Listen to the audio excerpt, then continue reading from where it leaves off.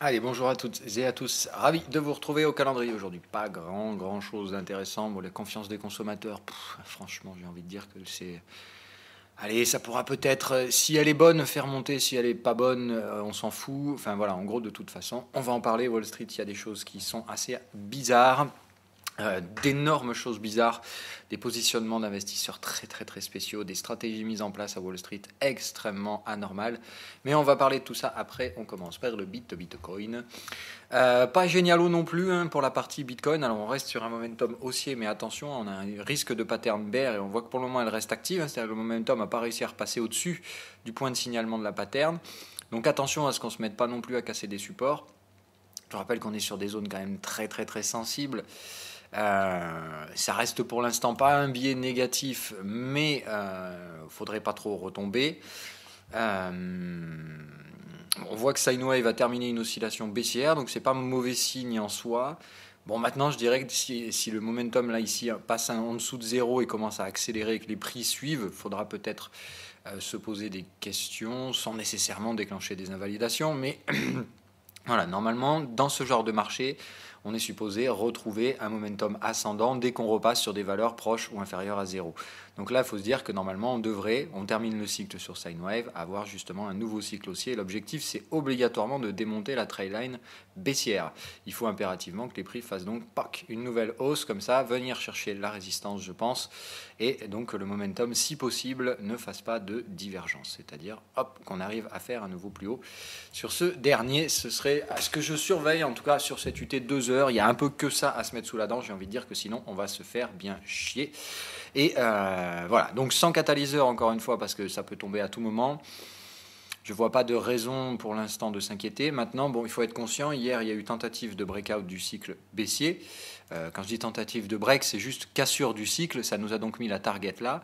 Et comme on est repassé sous le niveau de cassure, Sine Wave se remet ici.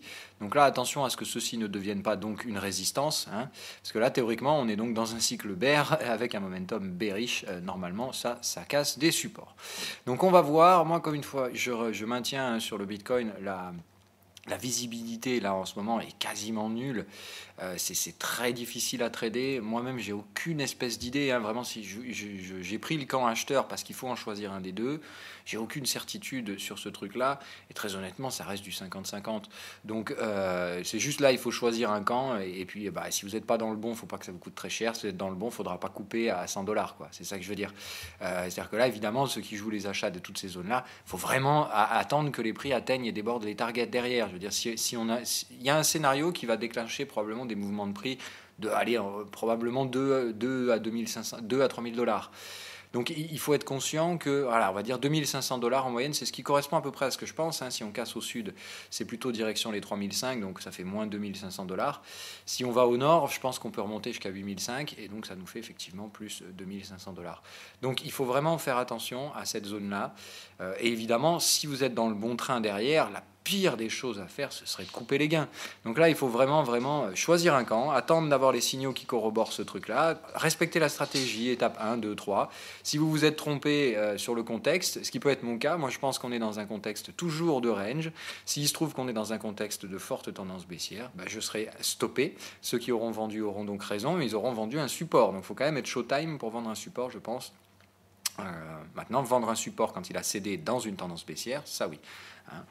Donc voilà, moi j'attends, il va de soi que si on rattaque le support avec cette fois des momentum bearish et des choses comme ça, là je serais peut-être plus enclin à prendre le train des ventes, hein, mais ici il va de soi que pour moi ça ne collait pas, hein, on n'avait pas le moindre signal vendeur, j'avais pas du tout envie. Là maintenant on est bien sous un double bear, on a donc constitué une résistance ici, je veux la voir soit céder pour commencer à déclencher le scénario acheteur, donc céder, pas nécessairement aller to the moon, hein. Je pense sincèrement même d'ailleurs que si on cède, on va juste venir par là, faire un pullback sur cette résistance pour la transformer en support, et évidemment, éventuellement, derrière, enfin y aller. Former un peu une structure, épaule, tête, épaule, voilà. Ce genre de truc. Donc, vraiment pas de précipitation hein, sur le Bitcoin, en sachant que on a un marché qui a beaucoup de catalyseurs à proximité aussi cette semaine. Donc faire attention. Voilà, je pense que là, honnêtement, les stratégies avec de fortes convictions ne sont pas du tout à l'ordre du jour. Simplement, voilà, choisissez un camp, respectez la stratégie et attendez. Voilà, attendez de savoir quand le marché prendra sa décision. Hein, on aura probablement une grosse bougie de décision, c'est-à-dire soit à travers le support, une belle grosse journée encore à -15, ou alors tout simplement une belle journée qui fera probablement un +10, +15 sur l'ensemble du secteur crypto. Voilà pour les cryptos, je vois rien d'autre à rajouter. Donc moi je tiens à ce que j'ai fait jusqu'à présent, c'est-à-dire des petits achats sur Bitcoin, Ethereum, IOTA. Mais franchement, voilà, si ça casse, je revends tout et je m'en fous. Hein, c'était vraiment, comme je vous l'ai dit, du petit levier. C'est histoire de dire, bon, on est sur un support, c'est pendant le week-end, je ne peux pas trader en CFD, je vais aller acheter un peu au marché au comptant, mais c'est tout, quoi. Voilà. Allez, on va sur là où ça m'intéresse. Wall Street. Donc, le VIX, pas de revente de volatilité sur le niveau ici. On voit bien, ça n'a même pas essayé une seule seconde. Le momentum est bien acheteur. On a cassé la résistance, une résistance. Je pense qu'on doit se diriger là, hein, c'est ce qui me semble absolument normal. Donc, dans ce contexte de volatilité, donc je m'attends toujours à une reprise baissière, donc probablement soit aujourd'hui, soit demain. En tout cas, je pense que dans la semaine, on va avoir une reprise baissière. Alors l'optimum, ce serait effectivement de ne plus rien faire maintenant, c'est-à-dire mardi, mercredi, on range à plat un petit peu, et puis jeudi, vendredi, on rattaque un peu les baisses pour tenir une belle clôture hebdo en bas. Là, ce serait bien, mais on va voir que c'est pas forcément gagné, parce que effectivement, vous voyez que dès que ça relâche un peu la pression, boum, les vendeurs de volat, ils font tout ce qu'ils peuvent pour revendre. Donc quand même un petit peu de prudence. On était sur un cycle TP, on a juste atteint la target. Voilà, donc il faut être quand même prudent également dans ce cycle-là. On reste au sein d'un cycle vendeur, et pour une raison que j'ignore, Sinewave ne détecte pas le breakout. Alors là, je suis assez surpris, je vous le cache pas. Mais donc, il faut quand même faire un peu attention. Il n'est pas impossible que Wall Street essaie de vous la remettre à l'envers, et dans ce cas-là, on va sur un gros pullback. Alors évidemment, il faut être conscient que vu l'impulsion, ça voudrait dire qu'on aurait fait l'impulsion et qu'il faudrait donc maintenant s'attendre probablement à un mois de bonheur sans concession à Wall Street. Donc il faut faire attention à ça. Hein. Ils vont probablement essayer de faire ça. La question, c'est donc évidemment, le prochain cycle vendeur sera évidemment plus coriace, puisque là, on a vraiment franchi une résistance et pas des moindres. Donc, attention quand même à ne pas se faire baiser sur ce coup-là, hein, parce que vous voyez, ça fait quand même 3 fois qu'on franchit des résistances, ça ne les empêche pas de franchir les supports derrière. Donc, attention à ce que Wall Street ne nous fasse pas un coup à retourner une nouvelle fois sous les 11.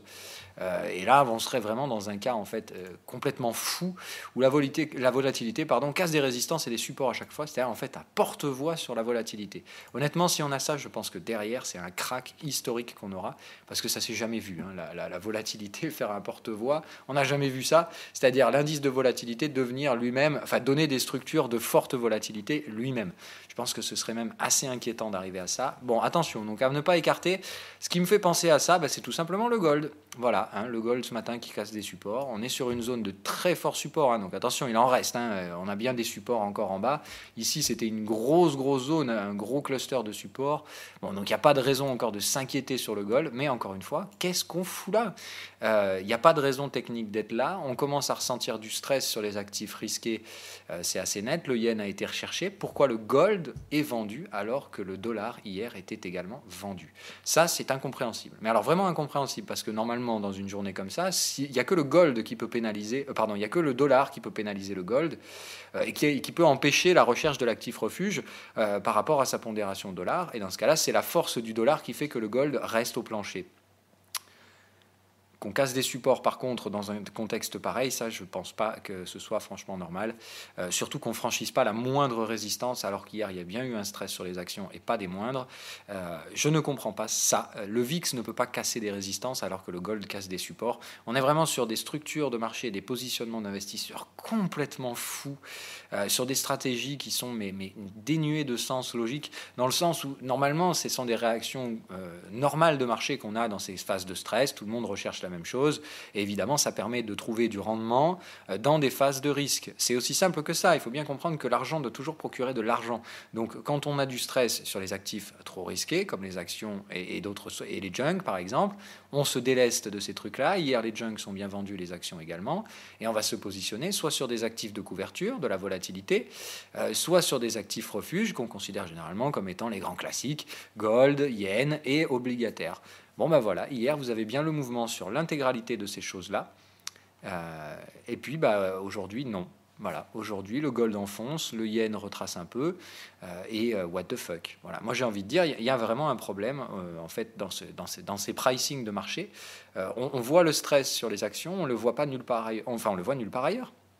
Donc, est-ce qu'il y a vraiment un stress? Est-ce que Wall Street essaie juste encore une fois de nous la mettre à l'envers pour racheter le bottom, buy the dip and up forever? Parce que c'est un peu ça le mode à Wall Street en ce moment. Hein. Wall Street, ils se disent, ok, c'est bon, tout ce qui baisse, c'est l'occasion d'acheter moins cher. Bon, moi, je pense que là où on fera des affaires à Wall Street, c'est surtout 10%, 10 à 15% plus bas. Mais Wall Street semble dire, voilà, mais dès qu'on baisse de 3%, c'est bon, on a du rendement derrière à faire à la hausse, et c'est parfait, voilà. Donc, il faut faire attention à cette mécanique-là. Wall Street est en contradiction complète avec le reste du monde. Hein. Le reste du monde se pète un peu la gueule. Encore une séance baissière à Hang Seng cette nuit. Bon, voilà, eux, ils se disent, non, il n'y a pas de sous-saille. Ce qui s'est passé hier, c'est un élément exogène. Tout ira bien aujourd'hui. Bon. Peut-être. Est-ce qu'il y a des raisons de se réjouir? Aucune, mais vraiment aucune. Mais on sent que Wall Street a la moindre réjouissance. On pourra en profiter pour remonter aussi sec et effacer tout ça. Et je pense que c'est ce que le marché attend. Voilà, c'est mon sentiment en tant que trader aujourd'hui. C'est-à-dire rester vendeur, oui, mais je ne renforce pas les positions vendeuses. Je ne peux pas le faire parce que je pense que Wall Street n'attend que ça pour foutre tous les vendeurs dans un coupe-gorge et nous refermer le piège sur les doigts et tout simplement s'amuser à aller péter les stops derrière. Donc moi je garde mes stops très loin, comme ça je suis à break-even et on peut pas m'emmerder. Et si jamais Wall Street décide de faire cette énorme connerie de remonter, encore une fois je ne lutterai pas contre le marché, je devrais rendre tous ces magnifiques gains que j'ai pour l'instant en caisse, enfin latents, hein, voilà, donc ce serait rendre l'intégralité des gains latents. Si tous les scénarios s'invalident, si pour une raison X ou Y, Tesla, Apple, tout ça, ça remonte, je vais rendre tous les magnifiques gains que j'ai fait hier, hein, voilà. Bon, voilà, moi je ne veux pas encaisser non plus, parce que j'ai pas l'impression que je trouverais ça stupide de commencer à encaisser des gains ici. Mais renforcer me semble également être un choix vraiment pas judicieux. Donc Wall Street, moi je ne vais pas y aller par 4 chemins, j'attends que le VIX arrive à 21. Ici, je pense que j'aurai une gestion du risque. C'est-à-dire ici, je pense qu'il faut faire des choses sur Wall Street, c'est-à-dire prendre des bénéfices partiels. Parce qu'on est quand même sur une vague 1, je vous rappelle. Donc allez, on va le faire. On va se basculer sur le Nasdaq, donc celui qui a eu les plus grosses pressions baissières hier. Donc voilà, on est bien sur un breakout. On a encore de la place pour aller chercher la target. Et je pense que c'est ce qui nous attend. Donc peut-être aujourd'hui ou dans les prochains jours. Mais je m'attends donc à une nouvelle poussée, celle qui pourrait ramener donc le VIX à 21. Et je m'attends donc à une stabilisation vers cette zone-là.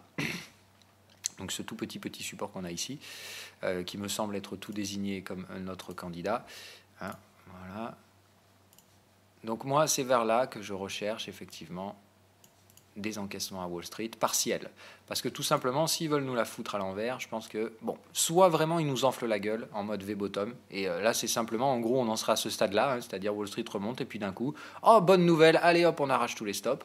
Bon, honnêtement, moi dans un cas comme ça, je rends les armes, hein, je rends les stops, à break-even, pas de perte, mais alors je vais vous dire, je vais la voir mauvaise, hein, parce que là, vu tous les gains que j'ai en latent, ça me fera chier de les rendre, mais encore une fois, voilà, là... il va de soi que tous les gains que j'ai fait hier, j'espère les doubler, j'espère les quadrupler, voire bien plus que ça. J'ai des ambitions à Wall Street, je vous rappelle, qui sont bien plus costauds que ça. Et si j'ai spéculé, c'est surtout pour une seule raison, pas pour avoir l'air plus malin que les autres, mais surtout pour pouvoir renforcer là où les autres seront en train de prendre un risque considérable sur des tradings en breakout. Moi, je prendrai des trades en breakout sans prendre le moindre risque. Mais ensuite, pour l'instant, on est vraiment sur les phases de préparation des tendances, c'est-à-dire typiquement des vagues 1.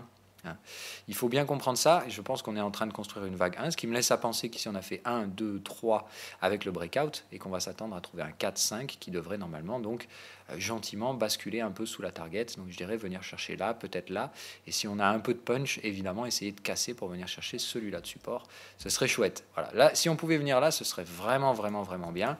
Bon, c'est pas gagné du tout, hein, c'est vraiment pas gagné du tout, mais dans la mécanique de prix, c'est à ça que correspondrait le niveau 21 en fait sur la VIX. Si vous vous rappelez, la volate, ils l'ont manipulée à chaque fois au même moment, c'est-à-dire ça a commencé ici, d'accord, donc c'est ici la première manipulation de volate, là où on était proche de 21. Donc théoriquement, on devrait retourner, je pense, vers cette zone-là, c'est-à-dire, Alors sur le Nasdaq, ça se voit un peu trop, voilà, parce qu'il faut prendre le VIX sur le S&P 500. Mais donc voilà, pour moi le début, donc c'était là le début de la manip de volat, et je pense que c'est là qu'on doit se retrouver sur le S&P 500. C'est les niveaux de cours d'ouverture annuel, c'est toujours le cluster habituel, hein, c'est-à-dire qu'en gros on vient ici, on revient tester le cours d'ouverture annuel, ça tient pas. Je pense qu'on aura quand même un petit rebond technique. Type vague 2, hein, c'est-à-dire vague 1, vague 2, et derrière, là, ici, c'est là où on racle tout le monde, et c'est là où tout le monde passera baissier, hein, on est bien d'accord. Si on fait ça, Wall Street, tout le monde se rendra compte qu'on n'arrive plus à franchir les résistances, quand on reviendra sur le support, tout le consensus ici sera passé bear, et tout le sentiment acheteur se sera complètement dégradé. Mais voilà, encore une fois, mon job à moi, c'est d'anticiper tout ça. Donc ça veut dire néanmoins que si on continue de baisser, c'est bien, mais il y aura quand même un pullback, ce qui veut dire qu'il ne faut pas oublier la case prise de bénéfices, et je pense pour moi que c'est dans cette zone-là, donc cours d'ouverture annuel, les différents supports identifiés ici, qui me semblent être des candidats plus que potentiels pour jouer donc des fins de vague 1. Mais je pense qu'il reste encore un petit potentiel baissier donc à Wall Street. Mais donc ne pas oublier, vraiment très important, et j'insiste là-dessus, ne pas oublier la case prise de bénéfices dans les prochains jours, dès qu'on remet une vague de baisse, peut-être aujourd'hui, on verra tout ça. C'est même chose évidemment sur l'ensemble des indices. Alors quand même, je vais vous montrer le FTSE. Donc le FTSE, c'est en 2 heures que je trouve ça beaucoup plus joli. Voilà, hein, on voit bien la grosse structure, d'accord, ça tient, ça tente, et là, bam, on démonte le support. Donc je pense que là, on est bien parti pour renverser le FTSE, mais encore une fois, ça va prendre son temps, hein. C'est-à-dire que là aussi, on y va tout doux, et ça, voilà. Mais je pense qu'ici, on avait une grosse résistance. Enfin, on avait un gros support qui est maintenant vraiment devenu une zone résistante. Là, on a bien le breakout. Vous voyez, ici, à chaque fois, on a tenté, glissé en dessous, bam, bullish. Et là, non, bear et breakout. Et je pense qu'on se dirige donc sans grande peine vers le prochain niveau de support ici. Donc, sur le FTSE, je reste bear. Il n'y a pas de problème là-dessus. Voilà, et donc je pense que là, on va se diriger vers le prochain support. Et comme, normalement, on doit être dans une tendance baissière, je ne serai pas surpris qu'on tente une petite percée de ce dernier pour aller chercher le micro-support inférieur qui se trouve légèrement plus bas. Donc je dirais ici on surveille, s'il n'y a pas de signaux acheteurs, on essaie de tirer un peu plus bas sur la target, enfin plus bas sous la target pour donc activer cette belle tendance baissière et se diriger petit à petit vers les différents supports qu'on a à visiter dans cette tendance baissière. Donc voilà, hein, je vous rappelle, FTSE, c'est pas une tendance baissière, mais si, c'est une tendance baissière au sein d'une structure en élargissement, c'est-à-dire que là, on est au début, on est sur les phases où il y a encore des oscillations, il y a des acheteurs et des vendeurs, ensuite on va déclencher la phase tendancielle où il y aura plus que des vendeurs. Donc vraiment faire attention, ce breakout, ça peut être le point de départ, hein, tout comme là, d'un truc qui sera complètement linéaire, sans aucun acheteur, et on peut très bien, je vous dis, s'il n'y a pas de signaux acheteurs, il ne faudra vraiment pas s'amuser à déclencher des prises de profit, hein. Moi, c'est bien un scénario 2 heures. Donc là, tant qu'on reste sous le signal bear, c'est là où sont mes stops, il n'y a pas de sous-saille. Et si on va enquiller la target, tant qu'il n'y a pas de signal acheteur, j'enfoncerai tous les supports les uns après les autres, hein. Et il va de soi que support testé, puis enfoncé, dès qu'on enfonce, c'est vente, hein. Voilà. Moi, dès que je vois un de ces supports réagir un peu à la hausse sans donner de signal d'achat, dès qu'on revient le casser, c'est renfort, hein. Voilà, des renforts sur breakout. Voilà pour ça. Allez, GBP USD d'ailleurs, on va le surveiller celui-là. Ça travaille toujours, mais c'est bien. Donc ça sent la formation en triangle. Hein, vous le sentez, enfin, pardon, non, je dis ça sent la formation en triangle comme si c'était naturel, mais je vais m'expliquer. On voit bien donc 2 phases de baisse, 2 phases de hausse, 2 phases de baisse, et on fait des creux et sommets qu'en contraction. Donc ça me laisse effectivement à penser qu'on est dans une structure de triangle. Donc on en aurait fait 2 vagues, il nous en reste donc 2 à faire avant de retrouver un signal acheteur dans ce marché ici. Hop. Donc pour l'instant vraiment patience, hein, sur un truc pareil, il n'y a pas de voilà, mais je pense qu'on va osciller autour de ce support et derrière par là des petits achats spéculatifs puis les cassures de résistance me sembleront être de bons catalyseurs. L'euro-yen, ça repart gentiment à la baisse. Alors, j'essaie de voir quelle structure de prix on a, parce qu'encore une fois, il y a des trucs complètement fous, hein. Vous voyez, par exemple, hier, l'euro-yen, c'est pas normal, ça, en fin de journée, l'euro-yen qui se remet d'un coup à franchir des résistances. C'est le même moment où les actions se sont mises à être achetées, hein. Donc, il faut bien vous dire encore un truc, c'est-à-dire que Wall Street, ils ont laissé les vendeurs faire leur job. Ils ont dit, OK, c'est bon. On fait rien, mais on va attendre la dernière demi-heure de la session, et puis on va racheter juste pour pas clôturer tout en bas et montrer qu'on a quand même des acheteurs. Je vous rappelle qu'on est dans une vague 1. Donc une vague 1, Enfin, je pense, dans mon cadre technique, qu'on est dans une vague 1.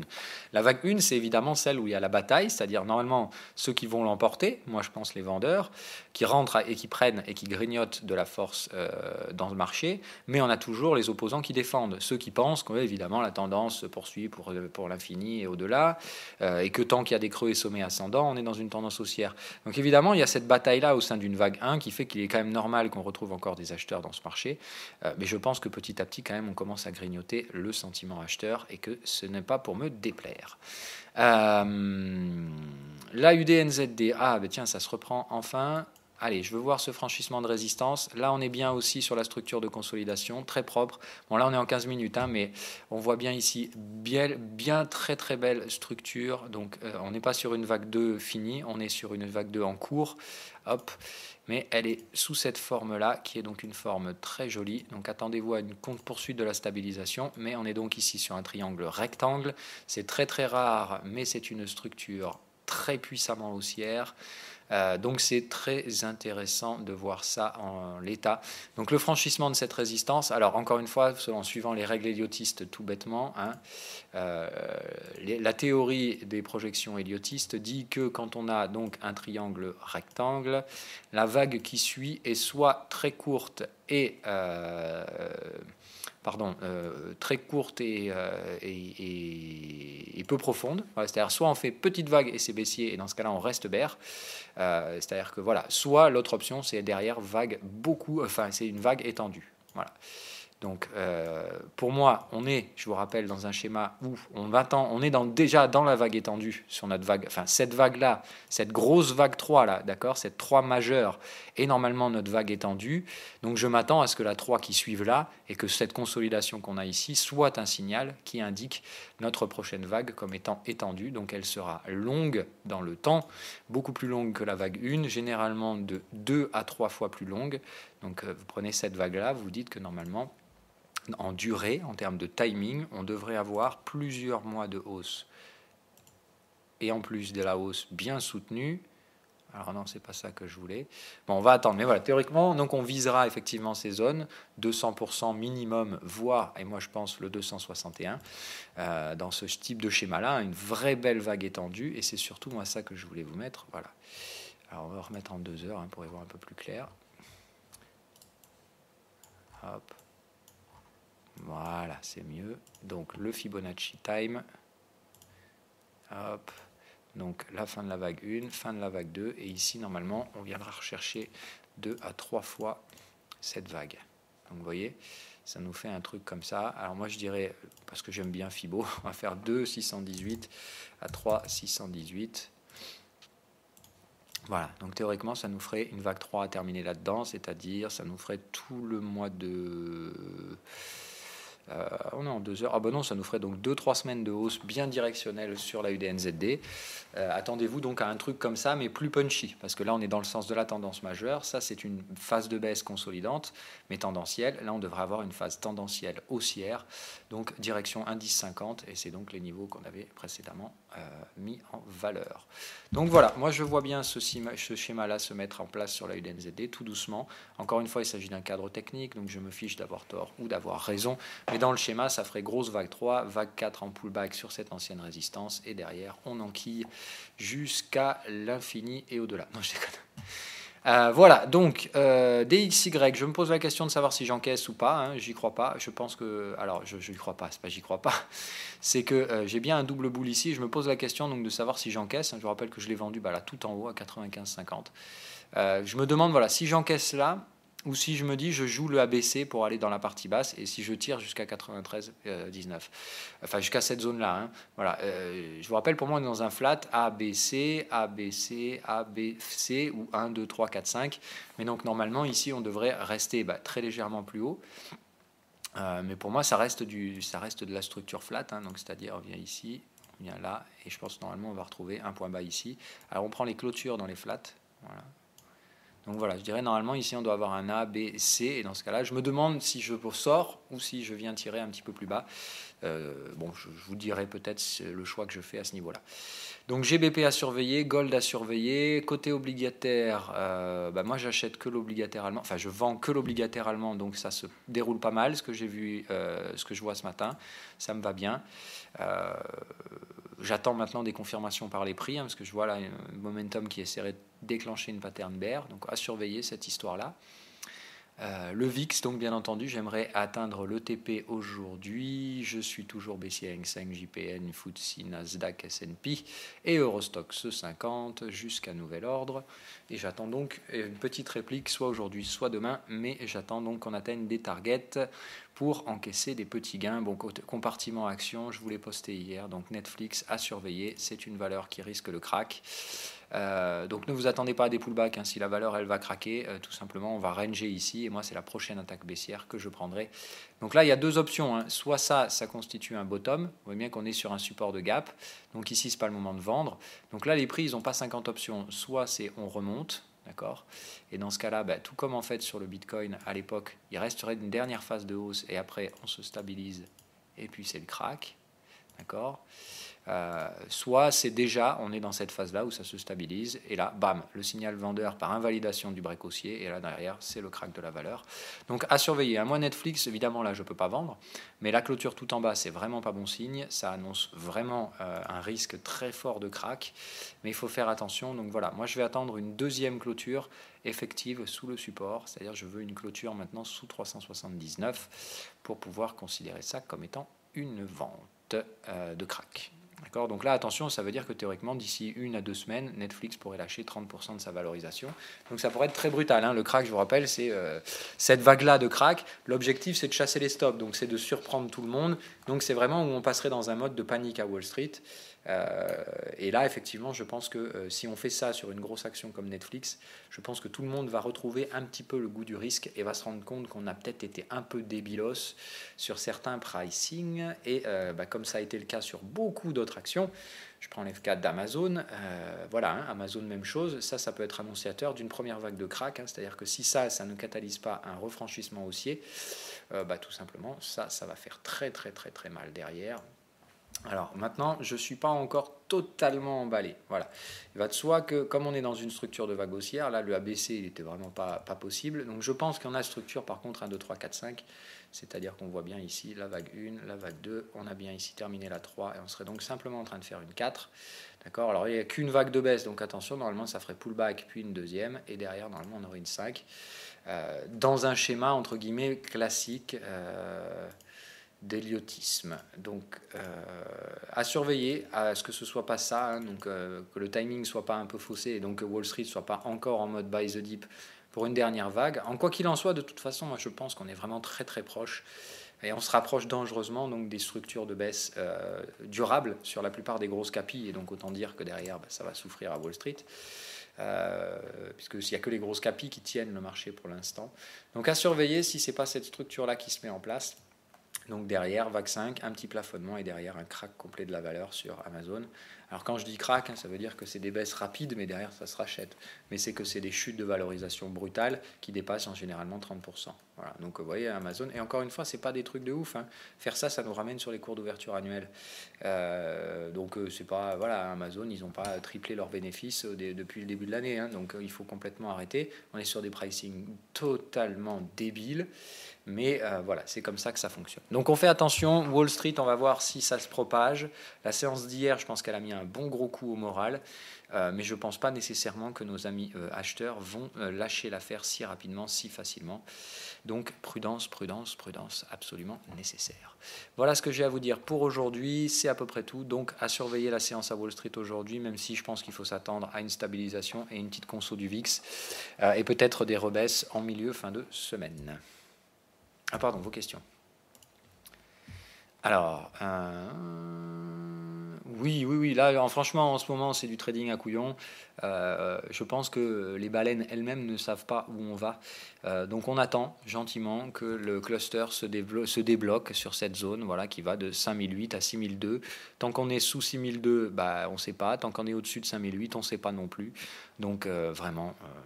pas, voilà. Vraiment, pour moi, le seul choix rationnel, comme je vous l'ai dit, c'est de choisir un camp, de ne surtout pas faire la girouette. Là, si vous vous amusez à faire achat-vente, vous vous ferez démonter. Donc là, choisissez un camp, que ce soit le bon ou pas le bon, encore une fois, on s'en fout. Si vous pensez que c'est comme ça qu'on trade, vous vous plantez grossièrement. Prenez un camp, tradez quand c'est à vous de trader, c'est-à-dire si vous achetez, on achète sur des supports, pas sur des résistances, on fait pas de faux mots, et puis on attend. Beaucoup de patience, un faible levier, beaucoup de souplesse sur le stop.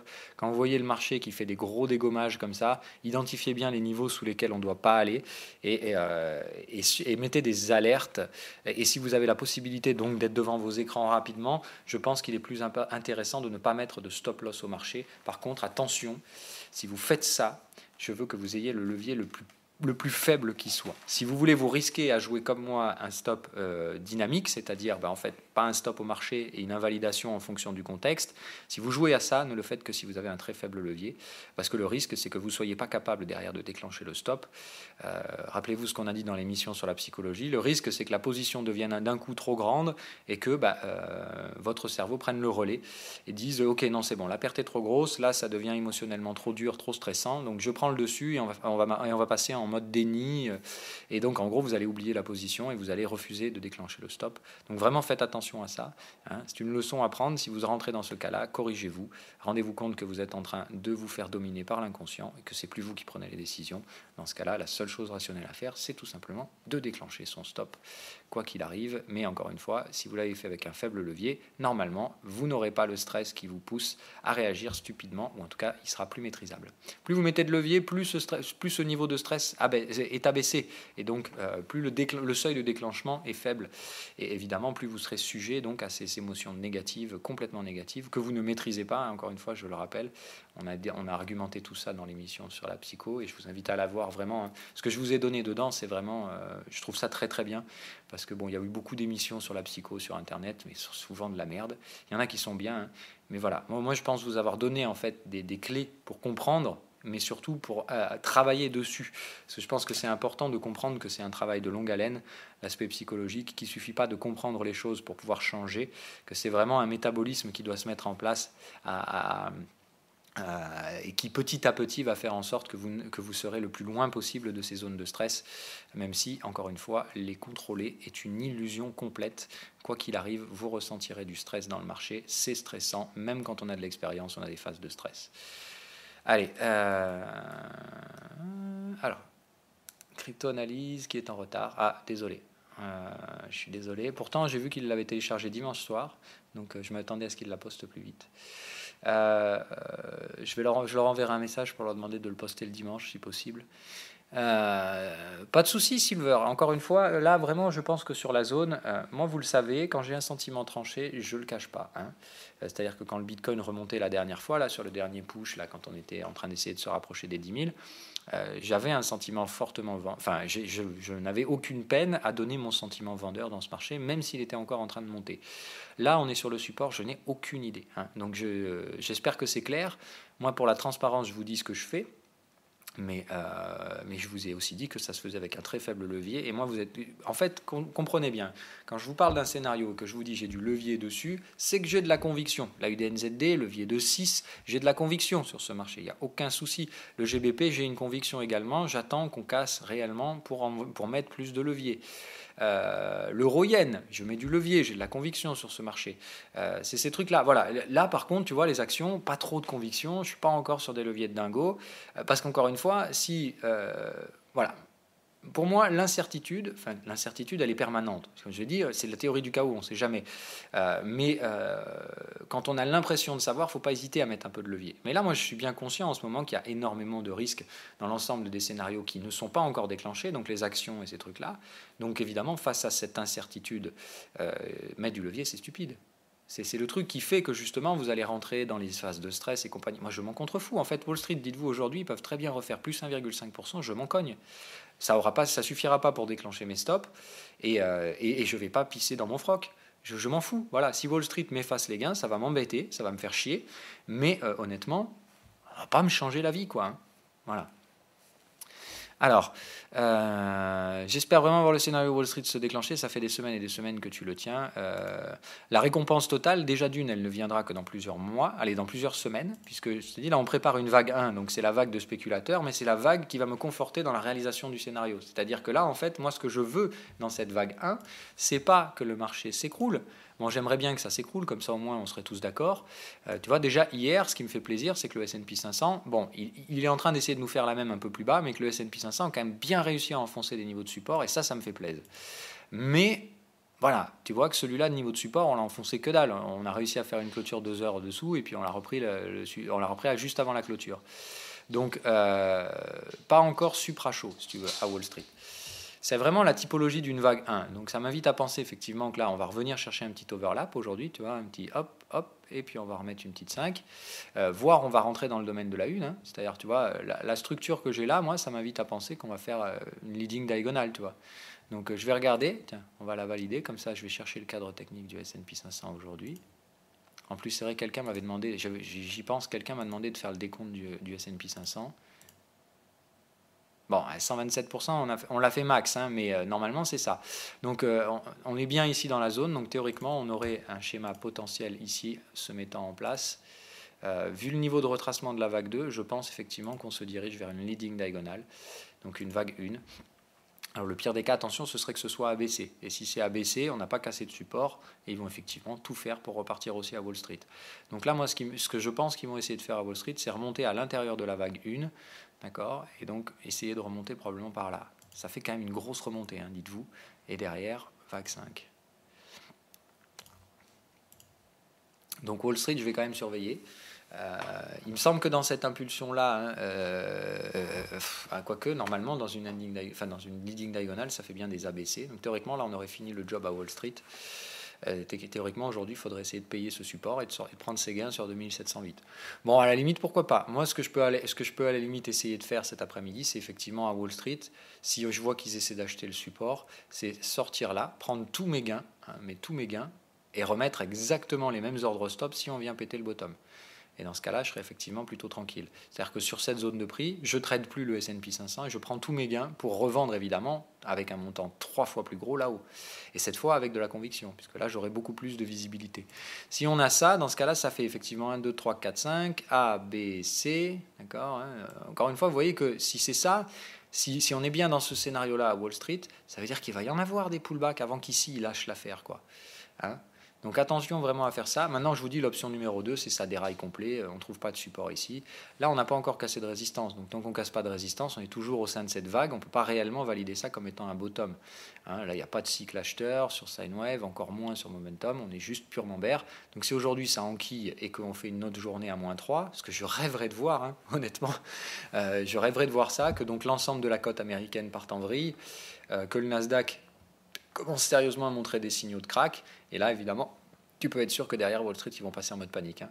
Parce que là, hier, je pense qu'ils se disent, ok, ça va. On ne clôture pas tout en bas, il y a quand même des acheteurs. Mais si là, ce matin ou cet après-midi, pour une raison X ou Y, ça revend à Wall Street et qu'on refait une séance à -3, -4, qu'on repasse sous les niveaux d'ouverture annuels et que là, on enfonce tous les supports, là, je peux te dire que le moral, ils vont le sentir passer. Hein.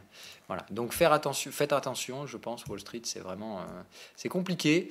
Et dans le pire des cas, voilà, il va y avoir beaucoup de pullback, ce qui fait qu'on va détruire petit à petit le sentiment bullish jusqu'à ce qu'il capitule.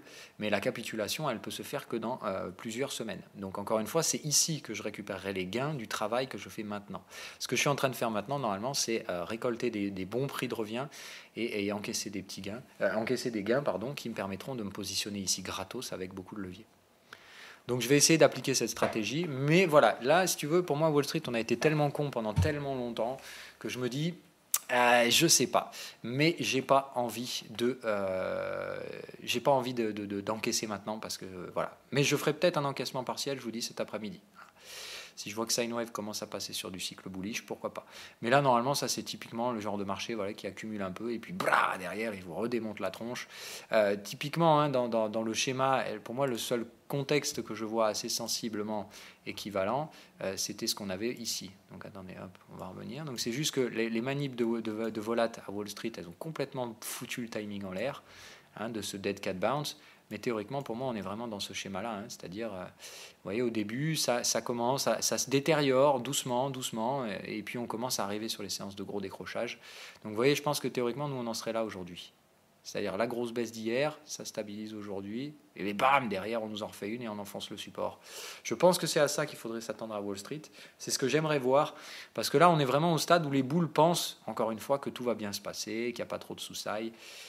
Voilà. Mais vous voyez, en termes de contexte, vraiment, ça me semble sensiblement pareil. Si vous faites un screenshot de ça, là, un print screen, et que vous le reportez sur le S&P 500, je trouve que la structure est vraiment similaire. Alors si on dézoome et que c'est sur une unité de temps légèrement supérieure, c'est-à-dire que là, par rapport à un tel référentiel, je pense qu'on aura un équivalent en 6 heures. Voilà. Peut-être même 8 heures, là. Voilà. Ouais, vous voyez, en termes de nombre de bougies, ça correspond. C'est-à-dire que là, ici, on aurait fait le dead cat bounce, mais d'une façon beaucoup plus lente et douloureuse avec ces manipulations de volate qui ont un peu faussé le timing. Et ici, on serait donc sur les 17 000 du Bitcoin, ça commence à baisser. Ici, on latéralise et derrière, bam, on enfonce le support et on vient chercher cette zone-là. Ça veut dire aujourd'hui peut-être rajouter à nouveau une séance à moins 2,5, quoi. C'est-à-dire une séance plus baissière encore qu'hier, parce qu'hier à Wall Street, sur le S&P 500, ils ont fait que moins 1,5. Donc là, on pourrait se faire un moins 2,35 avec une clôture tout en bas cette fois, pour bien marquer les esprits, péter le support, et là, vous pouvez être sûr que les boules, ils vont en prendre un coup. Hein. Parce que là, si on leur prend les premiers supports et qu'on leur chasse les stops sous les bottoms, ils vont se dire oh putain merde, mais non, mais en fait c'est pas boule, voilà. Et là derrière, vous pouvez être sûr que tous les replis sous résistance, ils seront vendus.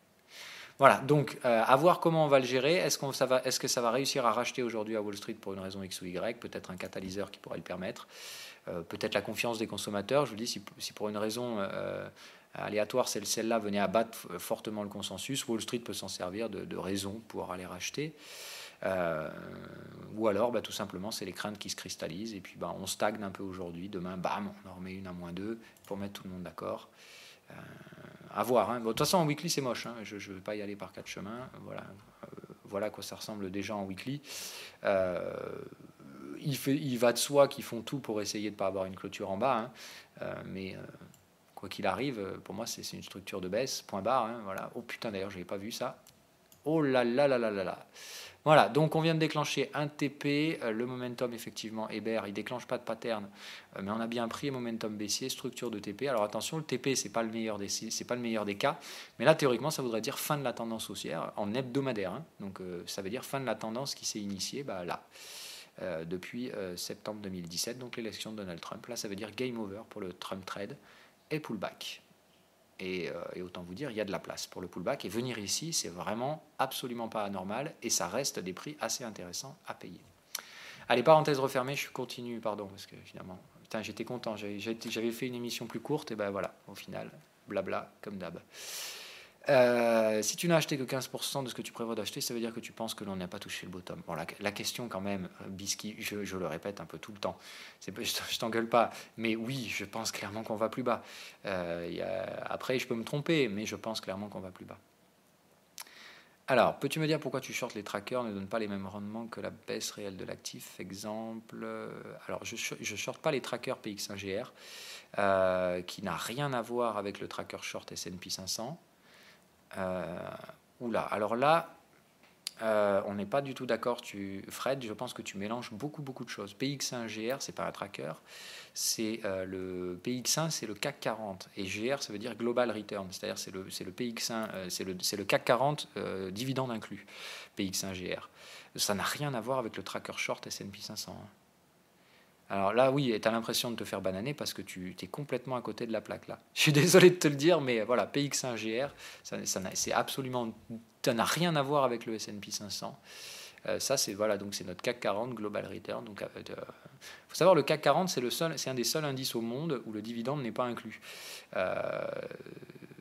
Mais dans la tête des gens, c'est celui-là qu'on regarde, le CAC 40. Voilà. Alors que non, en réalité, si tu regardes le DAX, voilà, le PX1 GR, c'est l'équivalent du DAX avec le CAC 40.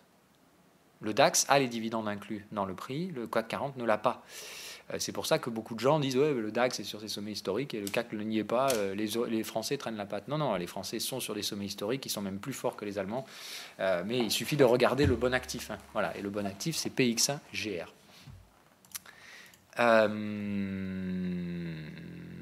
Alors, Mais non, non, vraiment, c'est pas du tout. Voilà, là, tu n'as rien à voir. C'est pas un tracker, voilà, PX1GR. Alors, par les margin traders, short ou long avec des leviers de ouf, peut-être. Moi, je sais pas. Et je sais pas et je veux pas savoir. Mais on est sur un support tant qu'il n'a pas cédé. Comme j'ai des petits, très faibles. Hein. Je vous rappelle qu'on est sur un cycle acheteur faible, donc c'est des très petits signaux acheteurs. Il y a quand même des patterns acheteuses, donc j'ai préféré choisir le camp du long.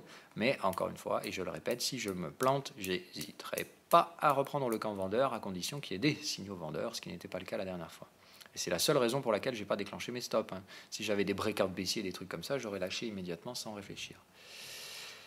Alors, quelle est la répartition de ton capital entre BTC, ETH, IOTA? Là, alors, j'ai plus de BTC parce que les BTC, je les ai achetés en cash et j'en ai sur le CFD. Donc, j'ai plus sur BTC. Ethereum, IOTA, c'est quasiment le même montant. Alors, mais oui, mais j'en ai acheté un tout petit peu et encore une fois, je n'ai pas de stop.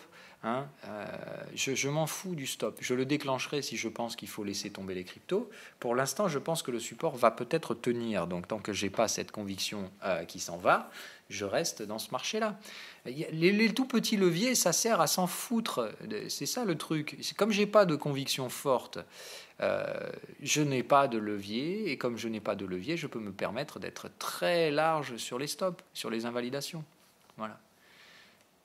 Donc non, oui, voilà, non, ce ne sont pas des buy and hold, pas du tout. Si je commence à me rendre compte que c'est bien bear et qu'on défonce le support sur l'ensemble des cryptos, je revends tout ça. Ça sera en petite perte, mais je m'en fous, vraiment, je m'en fous. Voilà. Ok, voilà, on est tout bon. Je vous souhaite une bonne journée. Je vous dis à demain. Bye bye.